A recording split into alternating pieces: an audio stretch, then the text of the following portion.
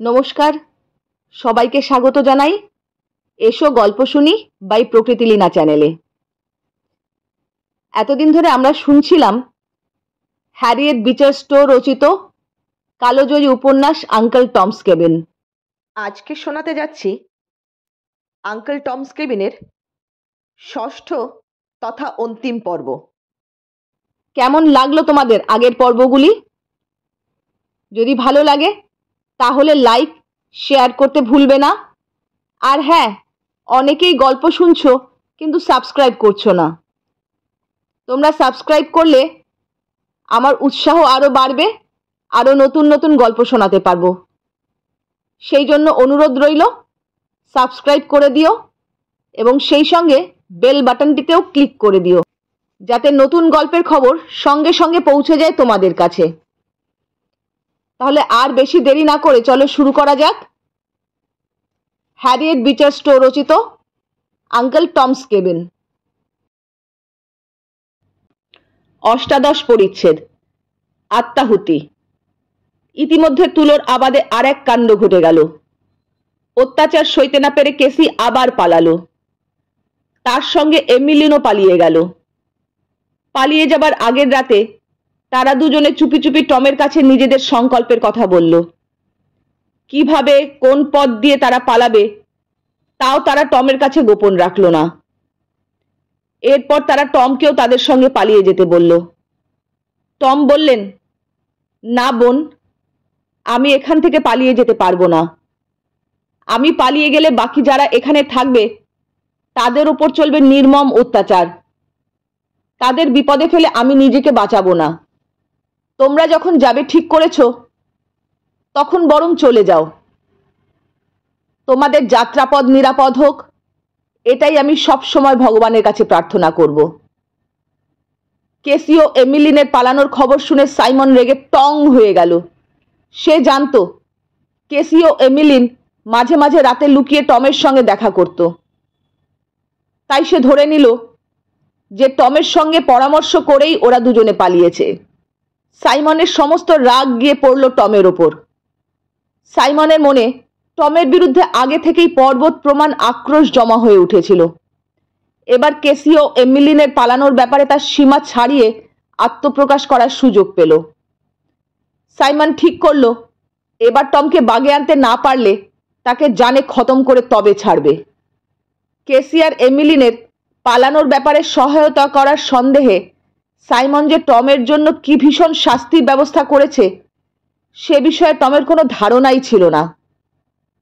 রোজকার মতো সেদিনও তিনি চুপচাপ এক মনে নিজের কাজ শেষ করে সন্ধ্যার সময় ওজন ঘরের সামনে ঝুড়ি নিয়ে যখন অন্য মজুরদের সঙ্গে হাজির হলেন, সে সময় মুখ ভার করে ঝড়ের মতো এসে সাইমন তাকে বলল, শুনেছিস বেটা আফ্রিকান, কেসি আর এমিলিন পালিয়েছে। টম সে কথা আগেই জেনেছেন, কিন্তু খোদ মালিকের মুখ থেকে সে কথা শুনে তার চোখ মুখে আনন্দের আভাস জেগে উঠল।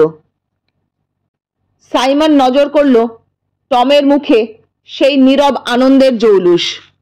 রাগে ফুঁসতে থাকলেও সাইমন তখন আর কিছু বলল না। সে জানে টমের ভেতর এমন একটা কিছু আছে যার জন্য সে আবাদের সমস্ত মজুরদের ওপরে প্রভাব বিস্তার করতে পেরেছে। সে প্রভাবকে সাইমন যদি নিজের কাজে লাগাতে পারত তাহলে তার কাজের কতই না সুবিধা হতো। কিন্তু কিছুতেই ওই বুড়ো আফ্রিকানটা তার পছন্দ মতন কাজ করে তার পেটোয়া লোক হবে না। সেদিন সারা রাত সাইমন ঘুমোতে পারল না। টমের প্রয়োজনীয়তা আর টমের অবাধ্যতার মধ্যে কি করে সামঞ্জস্য আনা যায় এ কথা ভাবতে ভাবতে সাইমনের মাথা গরম হয়ে উঠল।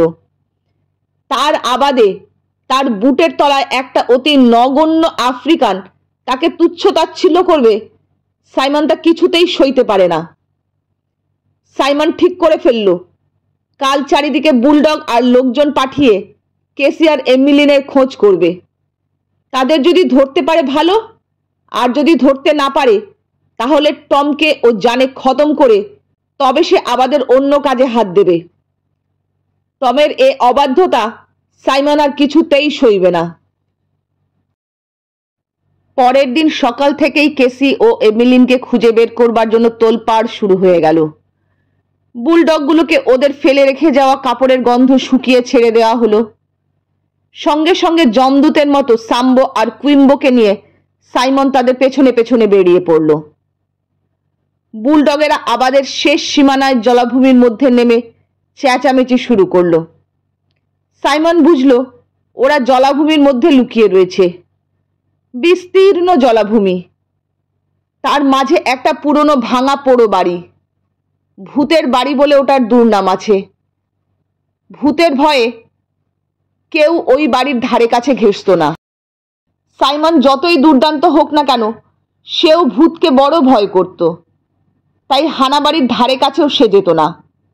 কিন্তু আজ সে মরিয়া। কেসি ও এমিলিন হয়তো ভূতের ভয় তুচ্ছ করে ওই হানাবাড়িতেই লুকিয়ে রয়েছে।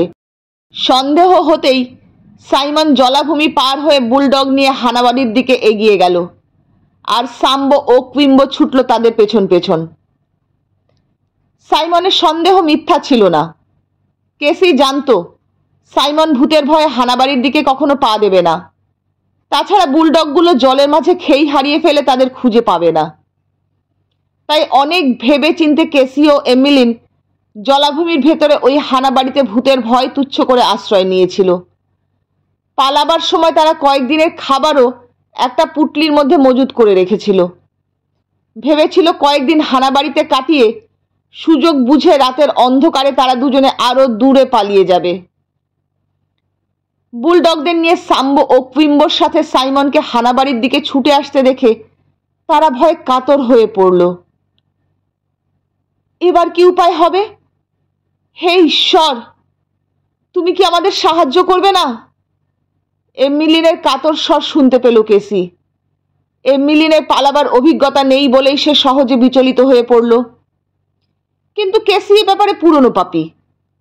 সে তাড়াতাড়ি এমিলিনকে বলল, চুপ, কথা বলো না, ওরা এ বাড়িতে ঢুকতে সাহস করবে না কখনো। কেসির কথাই ঠিক হলো। সাইমন হানাবাড়ির দরজার কাছে এসে ইতস্তত করতে লাগলো। পেছনে তাকিয়ে সে দেখে কুইম্বো আর সাম্বো এগিয়ে আসছে বটে, কিন্তু বুলডগরা সেই যে এক জায়গায় দাঁড়িয়ে পড়েছে, সেখান থেকে আর এক চুলও নড়ছে না। সাইমন বুলডগদের ইশারা করে ডাকলো, কিন্তু তাতেও তারা সাড়া দিল না। ভূতের উপস্থিতি নাকি পশুরা সহজেই বুঝতে পারে। এই কথা সাইমনের মনে হতেই ভয়ে তার গা শিউরে উঠল। সে আর এগোবে কিনা ভাবছে, এমন সময় জলাভূমির ওপর দিয়ে বয়ে গেল প্রচণ্ড ঝড়। আর সেই ঝড়ে হানাবাড়ির দরজাটা আপনা থেকে দুরুম দাঁড়াম আওয়াজ করে খুলে গেল। ঝড়ের হাত থেকে বাঁচার জন্য সাইমন বাধ্য হয়ে হানাবাড়ির ভেতরে ঢুকল। সঙ্গে এলো সাম্বো আর কুইম্বো। ঢুকেই তারা দেখতে পেল দোতলার বারান্দায় আবছা অন্ধকারের মাঝে দুটো মূর্তি যেন ঘোরাফেরা করছে। আসন্ন বিপদের কথা বুঝতে পেরে কেসি বিহ্বল হয়ে পড়ল। ইশারায় এমিলিনকে বড় ঘরের পেছনে যে ছোট্ট কুঠুরিটা আছে তার ভেতর লুকিয়ে পড়তে বলল। নিজেও সেই দিকে পা দিল। ঘরের ভেতর ছোট্ট কুঠুরি, নানা রকম আবর্জনায় ভর্তি। এই ঘরে লুকিয়ে থাকতে থাকতে তারা কিছুক্ষণের মধ্যে হাঁপিয়ে উঠল। কিন্তু উপায় কি? নিচে সাইমনের হাঁক ডাক শোনা যাচ্ছে, বাইরে প্রচণ্ড ঝড়, ভেতরে ঘরের দরজা জানলার প্রচণ্ড ঝাঁকুনি। কখনো বা পাল্লাগুলো খুলছে, কখনো বা সেগুলো বন্ধ হচ্ছে। ঘরের শুকনো আবর্জনা হু হু করে চারিদিকে এলোমেলো ভাবে উঠতে শুরু করেছে। ঘরের শুকনো আবর্জনা হু হু করে চারিদিকে এলোমেলো ভাবে উঠতে শুরু করেছে। সহসা ছোট্ট কুঠুরির এক কোণে মস্ত বড় সাদা চাদর দেখতে পেল কেসি। দেখেই তার মাথায় এক মতলব এলো। অনেকক্ষণ ধরেই সে ভাবছিল কিভাবে সাইমনকে ভয় দেখিয়ে এখান থেকে তাড়ানো যায়। তার ভাবনা যে সাইমনের যদি একবার ভূতের ভয় ভেঙে যায় তাহলে এ বাড়িতে আর তাদের লুকিয়ে থাকা সম্ভব নয়। তাই গোড়াতেই সাইমনকে ভূতের ভয় দেখাতে হবে। তাকে বুঝিয়ে দিতে হবে সত্যি সত্যি এ বাড়িটা ভূতের আস্তানা, এটা একটা হানা বাড়ি। এমিলিনকে সাদা চাদরটা দেখিয়ে চুপি চুপি কেসি তার মতলবের কথাটা বলল। এমিলিনও এতে রাজি হয়ে গেল। এছাড়া আর উপায় বা কি? চুপচাপ এখানে বসে থাকলে সাইমনের হাতে শেষ পর্যন্ত ধরা পড়তে হবে, আর তারপর যে কি হবে সেটা ভাবতেই পারে না এমিলিন। ঠিক হলো, তারা দুজনে বিপদের ঝুঁকি নিয়ে সাইমনের সামনে দিয়ে সাদা চাদর মুড়ি দিয়ে জলাভূমির মাঝে এগিয়ে যাবে। তাদের ভূত মনে করে হয় সাইমন বেহুশ হয়ে পড়বে, নয়তো ছুটতে পালাবে। তারপর বুঝে সুঝে জলাভূমি থেকে আবার তারা হানাবাড়িতে রাতের অন্ধকারে ফিরে আসবে। আর বিন্দুমাত্র দেরি না করে দুজনে ভূতের সাজে সাজলো। সাদা চাদরটাকে দুটুকরো করে তারা নিজেদের সারা দেহ ঢেকে নিল। সাদা চাদরের মাঝে মাঝে ময়লার কালো দাগ ছিল। সেই দাগগুলো থাকায় একটা বিশ্রী ভয়ঙ্কর বেশভূষার আবরণ তৈরি করতে তাদের সুবিধা হলো।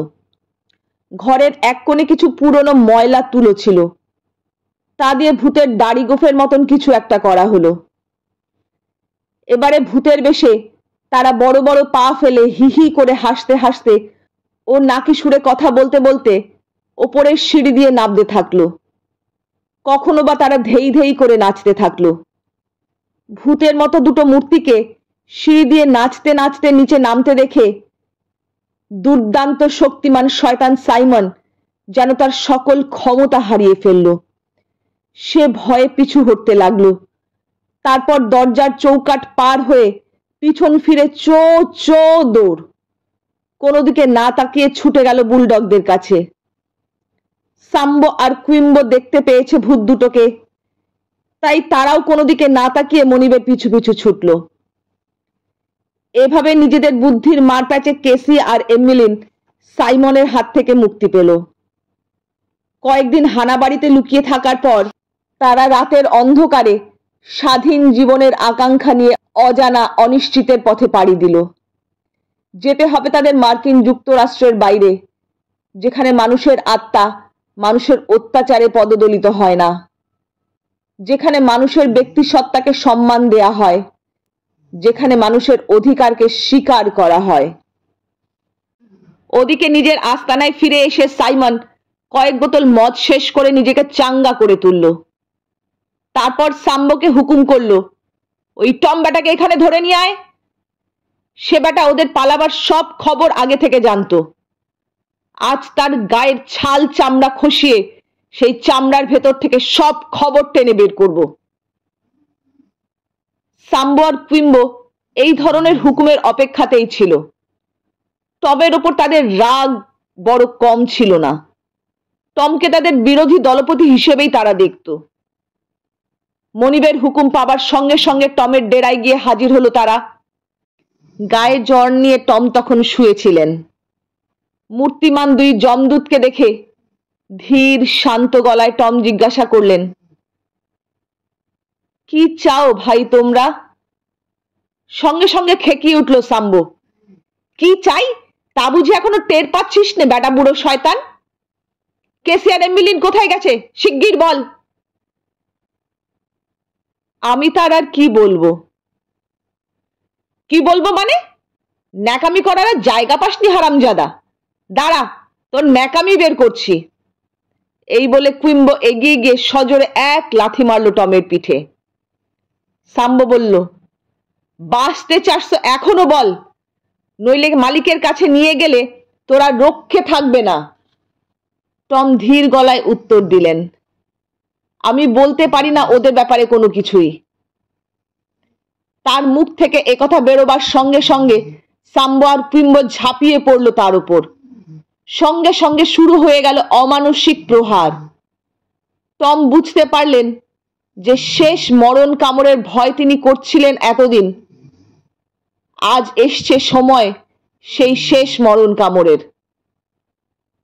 তাই তখনই তিনি নিজের মনকে তৈরি করলেন অন্তিম যাত্রার জন্য।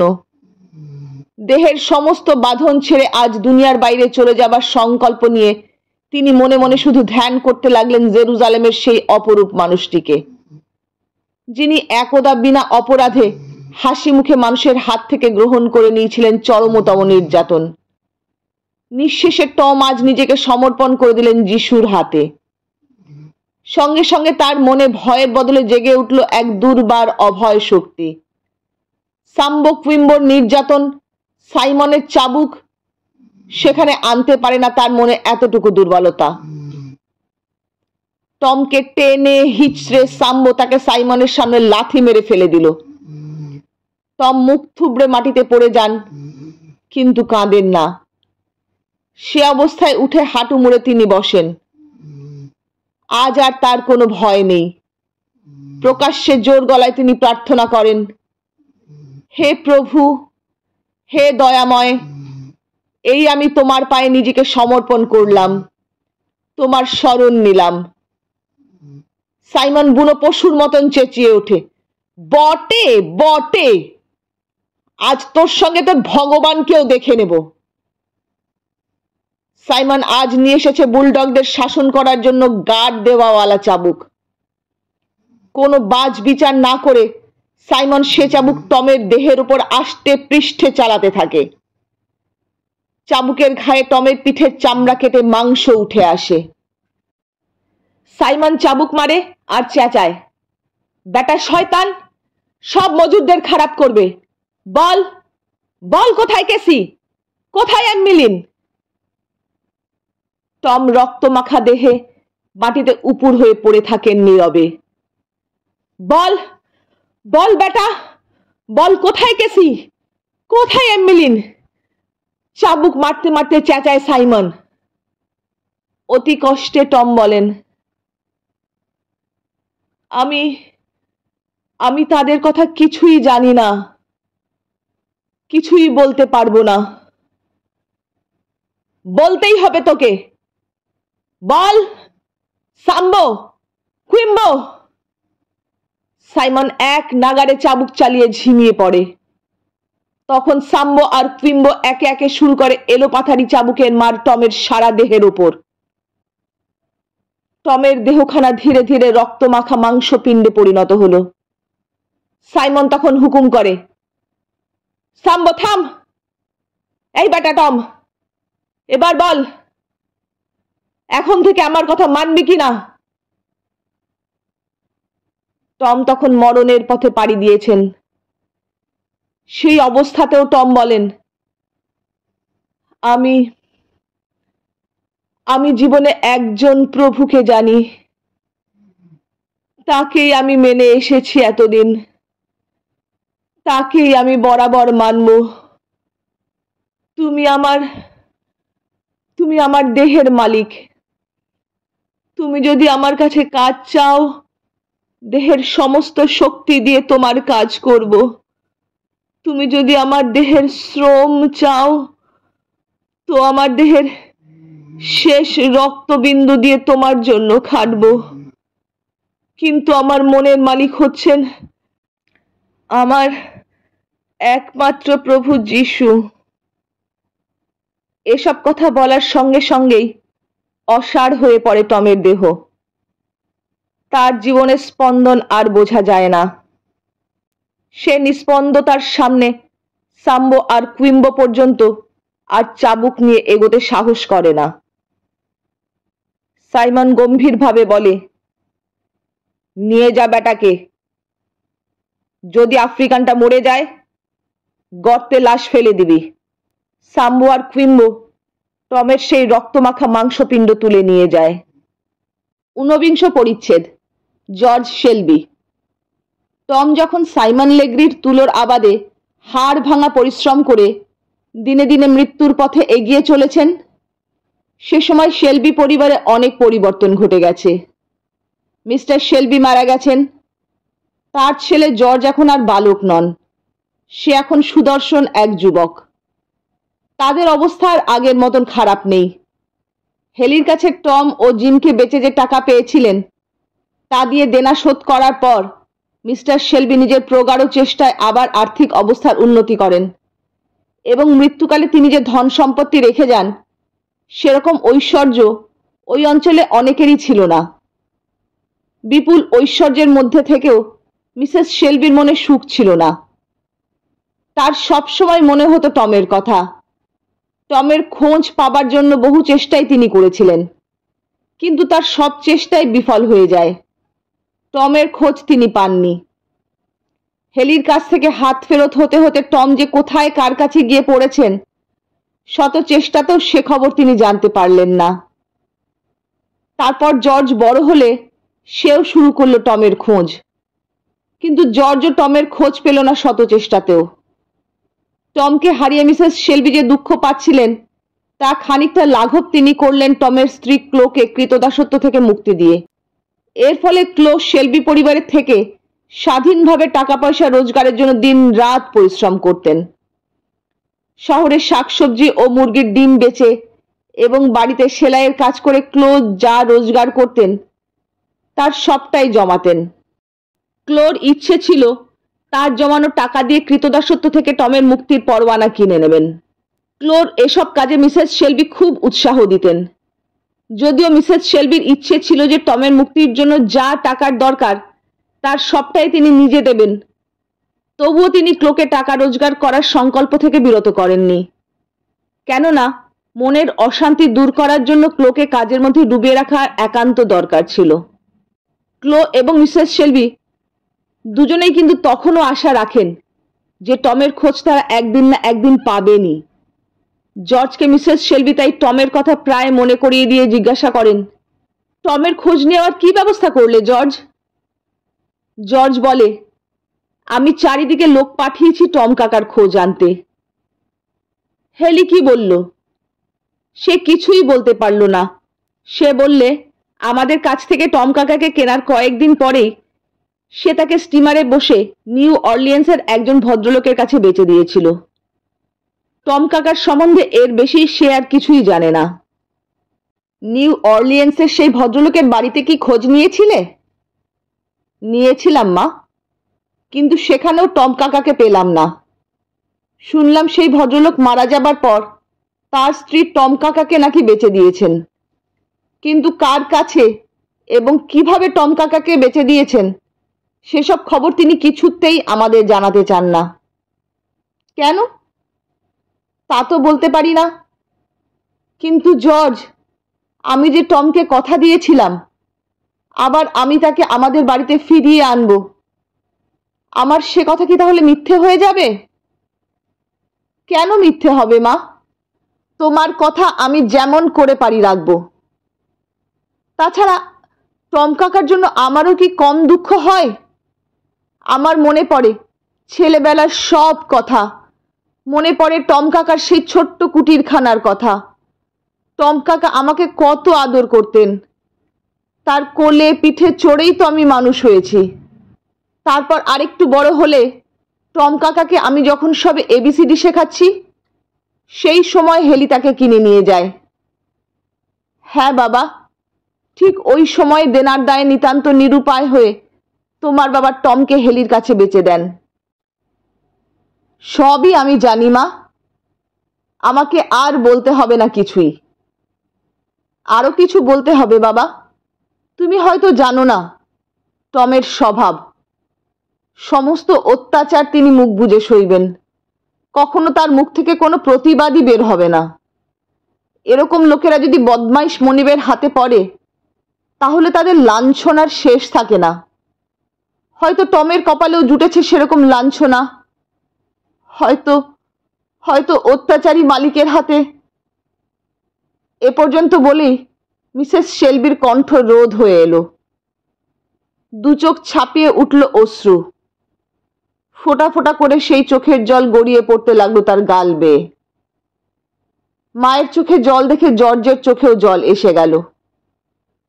অশ্রুরুদ্ধ কণ্ঠে সে তখন মায়ের কাছে প্রতিজ্ঞা করল, তুমি কেঁদো না মা, আজই আমি আবার বের হচ্ছি টম কাকার খোঁজে। যেমন করে পারি তাকে আমি খুঁজে বের করবই। তারপর তাকে টাকা দিয়ে খালাস করে বাড়িতে নিয়ে আসব। এ কথা বলেই ঘর থেকে বেরিয়ে গেল জর্জ। 20 পরিচ্ছেদ। টম কাকার মৃত্যু। টম কাকার খোঁজে বেরিয়ে জর্জ যখন দেশের এক প্রান্ত থেকে অপর প্রান্ত তোলপাড় করছিল, সে সময় দৈবক্রমে ওফেলিয়ার খবর পেয়ে গেল। ওফেলিয়ার চিঠিতে সে জানতে পারল কিভাবে টম মিস্টার ক্লেয়ারের কাছে কৃতদাসের বাঁধন থেকে চিরদিনের মতন মুক্তি পাবার আশ্বাস পেয়েও শেষ মুহূর্তে তাকে হতাশ হতে হয়েছিল এবং তার প্রতি মিসেস ক্লেয়ারের নিদারুণ বিদ্বেষের জন্য এক অতি নিষ্ঠুর মালিকের হাতে তাকে সঁপে দেওয়া হয়েছিল দক্ষিণ অঞ্চলের এক নামকরা কৃতদাস বেচাকেনার আড়তে। ওফেলিয়া অবশ্য টমের সম্বন্ধে এর চেয়ে বেশি আর কিছু জানাতে পারলেন না। জর্জের কাছে এতটুকু খবরই যথেষ্ট দামি বলে মনে হলো। সে এবার ছুটে গেল সেই আড়তে এবং বহু টাকা খরচ করে জানতে পারল যে সাইমন লেগ্রির তুলোর আবাদে টম কাকাকে নিয়ে যাওয়া হয়েছে সেই আড়ত থেকে। খবরটা পেয়েই জর্জ গাড়ি করে অমনি রওনা হলো সাইমন লেগ্রির তুলোর আবাদের নির্জন অরণ্য পথে। কয়েক ঘন্টা চলার পর সাইমন লেগ্রির বাড়ির সামনে এসে গাড়ি থেকে নামলো সে। সদর দরজার কড়া নাড়ার শব্দ শুনে ভেতর থেকে একজন আফ্রিকান চাকর বেরিয়ে এলো। জর্জ জিজ্ঞাসা করল, এটা কি সাইমন লেগ্রির বাংলো? তিনি কি আছেন? সাদা চামড়ার লোক দেখেই আফ্রিকান চাকরটা সসম্মানে সেলাম করে বলল, আছেন। আপনি দয়া করে বৈঠকখানায় বসুন, আমি তাকে খবর দিচ্ছি। জর্জ বৈঠকখানায় গিয়ে বসার কিছুক্ষণ পরেই সাইমন বেরিয়ে এসে জিজ্ঞাসা করল, কি ব্যাপার, কি চান আপনি? জর্জ বলল, ব্যাপার বিশেষ কিছুই না। টম নামের যে আফ্রিকান ভদ্রলোককে আপনি কিনেছিলেন, আমি তাকে নিয়ে যেতে এসেছি এখান থেকে টাকার বিনিময়ে। জর্জের কথা শেষ হতে না হতেই সাইমন হো হো করে হেসে উঠল। বলল, আফ্রিকান ভদ্রলোক, সোনার পাথর বাটি? বড়ই হাসির কথা বলেছেন আপনি। তাই আফ্রিকান ভদ্রলোক যে আমার এখানে বসবাস করছেন, এ খবর আপনি কার কাছে শুনলেন মিস্টার শেলবি? আমার নাম জর্জ শেলবি। যাই হোক, আমার নাম জেনে আপনার বিশেষ কোনো লাভ হবে না। আমি বলতে চাই, টম কাকাকে আমি নিয়ে যাব। আর হ্যাঁ, এজন্য যত টাকা আপনি চান তা আমি দিতে রাজি আছি। জর্জের কথায় আবার হেসে উঠল সাইমন। সে বলল, টম কাকা? সে কি আপনার কাকা নাকি মিস্টার শেলবি? জর্জ গম্ভীর কণ্ঠে বলল, হ্যাঁ, তিনি আমার কাকা, কিন্তু তার সঙ্গে আমার সম্পর্কের কথা আমি বলতে আসিনি এখানে। আমি জানতে চাই আপনি তাকে বেচবেন কিনা। বেচতে অবশ্য আমার আপত্তি ছিল না, কেননা তার মতো একজন বদমাশ আফ্রিকানকে বেচতে পারলেই আমি খুশি হতাম।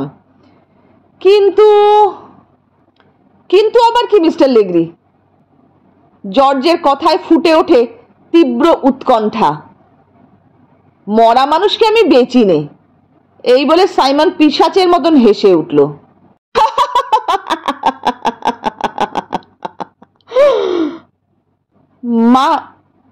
মারা গেছেন টম কাকা? কান্নায় ভেঙে পড়ল জর্জ। বিদ্রুপের সুরে সাইমন বলে ওঠে, আপনাদের সেই টম কাকা অবশ্য মারা গেছে কিনা সে খবর এখনো পাইনি আমি, কিন্তু যে প্রচন্ড রকমের মার তাকে দেওয়া হয়েছে তাতে তার মরে যাওয়াই উচিত। মার দেওয়া হয়েছে টম কাকাকে? কোথায় তিনি? শিগগির বলুন কোথায় রাখা হয়েছে তাকে। বেশি দূরে নয়, আমাদের কুলি বস্তির ভেতরে গেলেই তার খোঁজ আপনি পাবেন। সাইমনের সঙ্গে আর কথা না বাড়িয়ে জর্জ ঘর থেকে ছুটতে বেরিয়ে গেল কুলি বস্তির দিকে। টমের খুপড়িতে গিয়ে জর্জ দেখে মাটিতে মুমূর্ষ অবস্থায় টম কাকা শুয়ে, তার সারা দেহে গভীর ক্ষত। তার তখন অন্তিম মুহূর্ত। ছোট্ট ছেলের মতন জর্জ কেঁদে ওঠে, বলে, টম কাকা, টম কাকা, চেয়ে দেখো, দেখো আমি এসেছি। আমি তোমাকে আমাদের বাড়িতে ফিরিয়ে নিয়ে যেতে এসেছি। বহু কষ্টে টম কাকা চোখের পাতা খুলে চেয়ে দেখেন।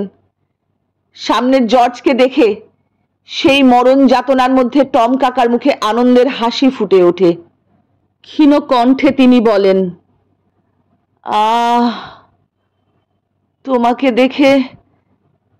তোমাকে দেখে যে কি আনন্দ হচ্ছে জর্জ। জর্জ বলে, টম কাকা, আমি তোমাকে ফিরিয়ে নিয়ে যেতে এসেছি। মা তোমার কাছে প্রতিজ্ঞা করেছিলেন, সে প্রতিজ্ঞা তিনি ভোলেননি। আমি আমি টাকা নিয়ে এসেছি তোমাকে ফিরিয়ে নেয়ার জন্য। টম কাকা, বাড়ি চলো। হ্যাঁ বাবা, আমি যাব। বাড়ি যাবার জন্যই তো আমি আজ তৈরি হয়েছি। ওই আমার সামনে আমার প্রভু রথ নিয়ে এসেছেন। আহ, কি শান্তি! দয়াময় প্রভু। নিভে গেল টম কাকার জীবনের আলো চিরদিনের মতো। ঠিক এ সময় জর্জের পেছন থেকে কে যেন বলে উঠল, কি মশাই, পেলেন আপনার টম কাকার দেখা? জর্জ পেছন ফিরে তাকিয়ে দেখল সাইমন লেগ্রি দাঁত বের করে হাসছে। বহু কষ্টে মনের রাগ চেপে রেখে জর্জ বলল, টম কাকা মারা গেছেন। এখন আমি তার মৃতদেহ সমাধিস্থ করতে চাই। বিদ্রুপের সুরে সাইমন বলে উঠল, তাহলে তো মশাই ভালোই হলো। আমাকে আর কষ্ট করে লাশটাকে হিড় করে টেনে নদীতে ফেলে দিতে হবে না। ইচ্ছে হলে আপনি ওই লাশ নিয়ে যা খুশি তাই করতে পারেন। জর্জ তখন ওখানে উপস্থিত কয়েকজন আফ্রিকানকে লক্ষ্য করে বলল, ভাইসব, তোমরা যদি টম কাকার মৃতদেহ আমার গাড়িতে তুলে দাও তাহলে আমি খুবই কৃতজ্ঞ থাকবো তোমাদের কাছে। জর্জের অনুরোধে তখনই 3-4 জন আফ্রিকান টমের মৃতদেহ জর্জের গাড়িতে তুলে দিল। জর্জ তখন সাইমনের দিকে তাকিয়ে বলল, আপনি মনে করবেন না যে মিস্টার লেগ্রি টম কাকাকে খুন করে আপনি রেহাই পাবেন। আমি আজই ম্যাজিস্ট্রেটের কাছে গিয়ে আপনার নামে ইচ্ছে করে মানুষ খুনের অভিযোগের নালিশ দায়ের করব। সাইমন হো হো করে হেসে উঠে বলল, করে দেখতে পারেন, কিন্তু সাক্ষী পাবেন তো?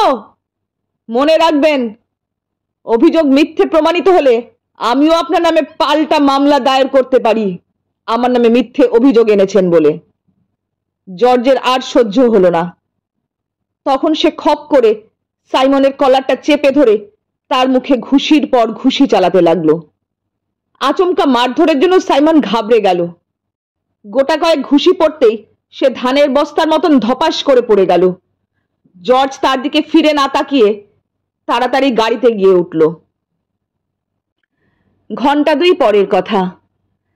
সাইমনের আবাদের সীমানা থেকে অনেকটা দূরে এক ছায়া শীতল জায়গায় টমকে সমাহিত করে সেই সমাধির পাশে হাঁটু গেড়ে বসে জর্জ প্রার্থনা করল, টম কাকা, তোমার সমাধির পাশে বসে আজ আমি এই প্রতিজ্ঞা করছি, মার্কিন যুক্তরাষ্ট্র থেকে এই জঘন্য কৃতদাস প্রথা উচ্ছেদ করাই হবে আজ থেকে আমার জীবনের একমাত্র ব্রত।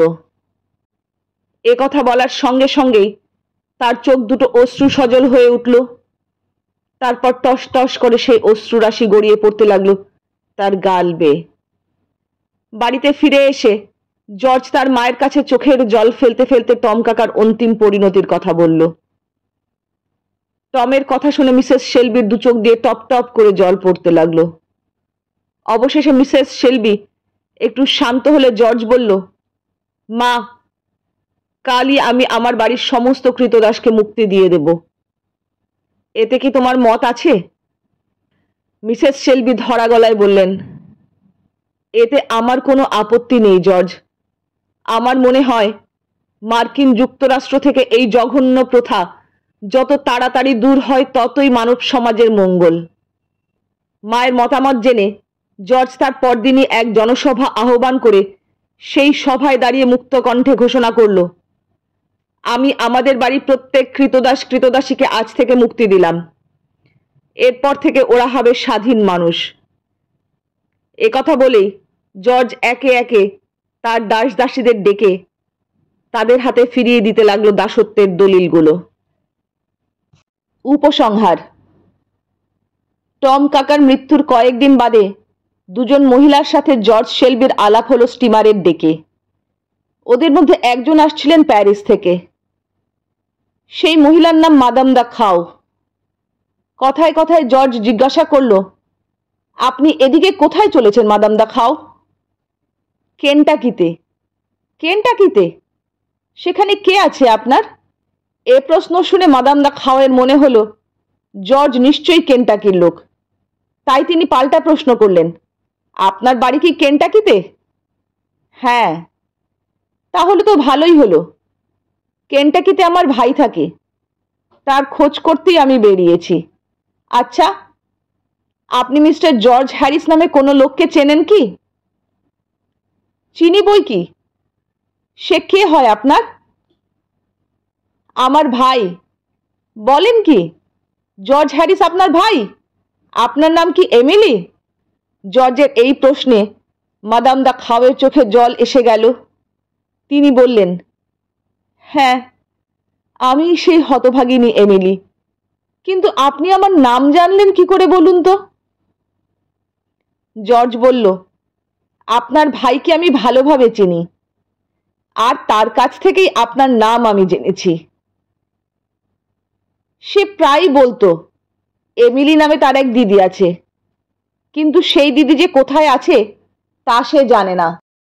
জর্জের কথায় দীর্ঘ নিঃশ্বাস ছেড়ে মাদাম দা খাও বললেন, খুব ছোটবেলা থেকেই আমাদের ছাড়াছাড়ি হয়ে গিয়েছিল। জর্জ বলল, যদি আপত্তি না থাকে দয়া করে আমাকে বলুন কেন আপনাদের ছাড়াছাড়ি হয়েছিল। বেশ, তবে শুনুন। অনেক দিন আগে আমাকে মসিয়ে খাও নামে এক ফরাসি ভদ্রলোকের কাছে বেচে দেওয়া হলো। সেই ভদ্রলোক আমাকে বিয়ে করে প্যারিসে নিয়ে যান। সেখানে তার নিজের বাড়ি ও অনেক বিষয় সম্পত্তি ছিল। কিন্তু দুঃখের কথা, কয়েক বছর বাদে তিনি হঠাৎ মারা যান। স্বামী মারা যাবার পরেই আমি বেরিয়ে পড়েছি জর্জের খোঁজে। নিজের এসব কথা বলার পর এমিলি বললেন, শুনলেন তো আমার সব কথা, এবার বলুন তাকে আপনি কি করে চিনলেন? জর্জ বলল, সে আমাদের এলিজাকে বিয়ে করেছে। সে কি এখন কেন্টাকিতেই আছে? না, সে এখন কেন্টাকিতে নেই। শুনেছি এলিজাকে নিয়ে সে কানাডায় পালিয়ে গেছে। কানাডায় পালিয়ে গেছে? তাহলে তো আমাকে সামনের স্টেশনে নেমেই কানাডার জাহাজে উঠতে হবে। এমিলির সঙ্গে জর্জের কথাবার্তা চুপ করে শুনে যাচ্ছিলেন এমিলির সহযাত্রী সেই দ্বিতীয় মহিলা। কিন্তু এলিজার নাম শুনেই তিনি হঠাৎ চঞ্চল হয়ে উঠে জর্জকে জিজ্ঞাসা করলেন, এলিজা বলে যে মেয়েটার কথা বললেন, সে কি আপনার কোনো আত্মীয়া? জর্জ বলল, না, সে আমাদের বাড়িতে কৃতদাসী ছিল। কিন্তু কৃতদাসী হলেও আমরা তাকে বাড়ির মেয়ের মতোই মনে করতাম। আমার মা তাকে নিজের মেয়ের মতোই ভালোবাসতেন।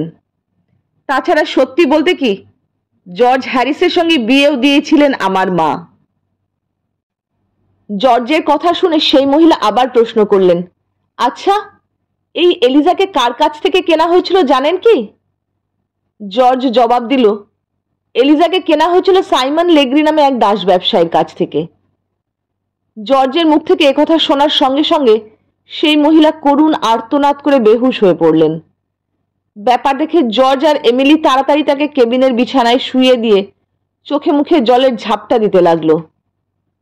কিছুক্ষণ জলের ঝাপটা দেওয়ায় জ্ঞান ফিরে আসতেই তিনি এমিলির দিকে তাকিয়ে বললেন, আমিও তোমার সঙ্গে কানাডায় যাব দিদি, আমাকে তুমি সঙ্গে নিয়ে চলো। এমিলি জিজ্ঞাসা করলেন, এলিজা কি আপনার কোনো আত্মীয়া? হ্যাঁ মা, সে আমার মেয়ে। এ কথা শুনেই এমিলি দুহাতে সেই মহিলাকে জড়িয়ে ধরলেন। এলিজার মা সেই মহিলা ছিলেন পলাতক কৃতদাসী কেসি। জর্জ হ্যারিস এখন কানাডায় মন্ট্রিল শহরে একটা বড় কারখানার ফোরম্যান। সেদিন বিকেলে জর্জ হ্যারিস নিজের সুন্দর বাংলোর বারান্দায় বসে জিম আর এলিজার সঙ্গে গল্প করতে করতে চা খাবার খাচ্ছে। এমন সময় এমিলি আর কেসি হাজির হলেন সেখানে। জর্জ বা এলিজা কেউ চিনতে পারল না ওদের। জর্জের নীরব প্রশ্নের জবাবে এমিলি বলে উঠলেন, জর্জ, আমাকে কি তুমি চিনতে পারছো না? না। কে আপনি? দয়া করে বলুন। আমি আমি তোমার হতভাগিনী দিদি এমিলি। এ কথা বলার সঙ্গে সঙ্গেই তার দু চোখ ছাপিয়ে জল গড়িয়ে পড়ল গাল বেয়ে। কান্নায় আটকে গেল তার গলা। এদিকে এমিলিকে পেয়েও জর্জের চোখে তখন জল এসে গেছে। সে তাড়াতাড়ি দাঁড়িয়ে উঠে দুহাত দিয়ে দিদিকে জড়িয়ে ধরে সজল চোখে বলল, দিদি, আমার দিদি।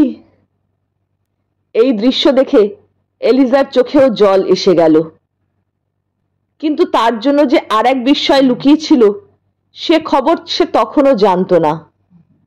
হঠাৎ কেসি ছুটে গিয়ে এলিজাকে জড়িয়ে ধরে কেঁদে উঠল, এলিজা, মা আমার। এলিজা কিছু বুঝে ওঠার আগেই এমিলি বললেন, জর্জ, ইনি তোমার শাশুড়ি, এলিজার মা। এলিজার মাথা তখন মায়ের বুকে, আর কেসির চোখের জল টপ টপ করে ঝরে পড়ছে তার চুলের উপর দিয়ে। শেষ হলো হ্যারিয়েট বিচার স্টো রচিত আঙ্কেল টমস কেবিন গল্পটি। এ এক যুগোত্তীর্ণ উপন্যাস, যে উপন্যাস পথ দেখিয়েছিল নতুন আমেরিকা গড়ার জন্য, দাসত্ব প্রথা মুক্ত এক মার্কিন যুক্তরাষ্ট্র। আশা করি আপনাদেরও ভালো লেগেছে গল্পটি। আর হ্যাঁ, যদি ভালো লাগে তাহলে লাইক, শেয়ার এবং সাবস্ক্রাইব করতে ভুলবেন না। আপনারা সাবস্ক্রাইব করলে আমার সাহস বাড়ে, আপনাদের নতুন গল্প শোনাতে উৎসাহ পাই। আর সেই সঙ্গে বেল আইকনে একটু ক্লিক করে রাখবেন, তাহলে নতুন গল্প আপলোড হলে তার খবর পৌঁছে যাবে আপনাদের কাছে সঙ্গে সঙ্গে। আজকে আর দেরি না করে আসি তাহলে। ভালো থাকবেন, টাটা।